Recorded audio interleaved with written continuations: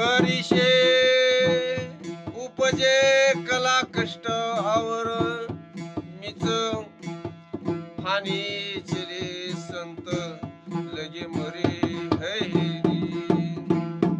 शिवेगाळ करणारा, भांडण करणारा, कुटील, तमगुणी, दुसऱ्याचं त्याला बघवत नाही, अशा माणसाची संगत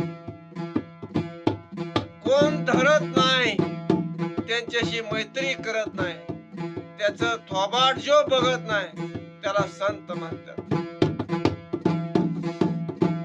नीच आहे त्याचा मृत्यू देखील नीचपणानेच होणार. कुठं ऍक्सिडेंट होणार, कुठला रोग लागणार,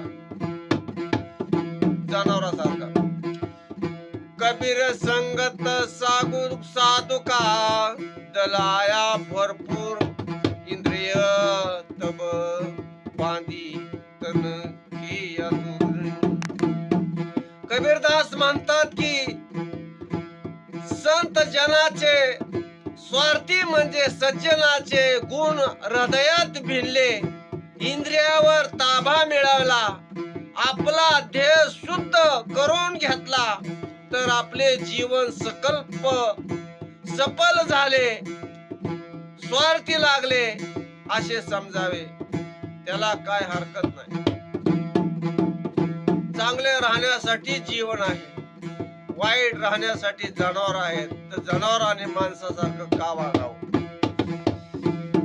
जैसा भोजन खाए, जैसा भोजन खाए तैसा ही मन होय, जैसा पाणी पिये वैशी पाणी होय. जसं आपण खाव तसे देहातले विचार येत असतात. जसे भोजन प्याल, जशा प्रकारे अन्न खाल तसे तुमचे मन होईल, तुमचे विचार बनतील, आणि जसे पाणी प्याल तशी तुमची वाणी होईल. म्हणजे शुद्ध आणि सात्विक आहार, तन आणि मन दोन्हीही शुद्ध होतात. सात्विक खाल्ल्याने बुद्धी सात्विक होते, म्हणजे बुद्धी शुद्ध होते. वाईट खाल्ल्याने बुद्धी मळून जाते, अशुद्ध होते.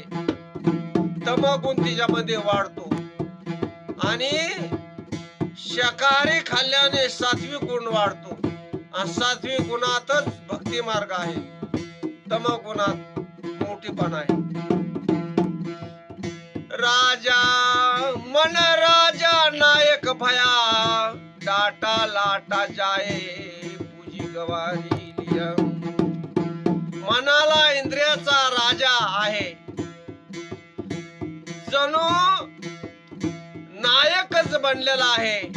आपली सत्ता, भोग, विलास, वस्तू आपल्या जवळच ठेवतो.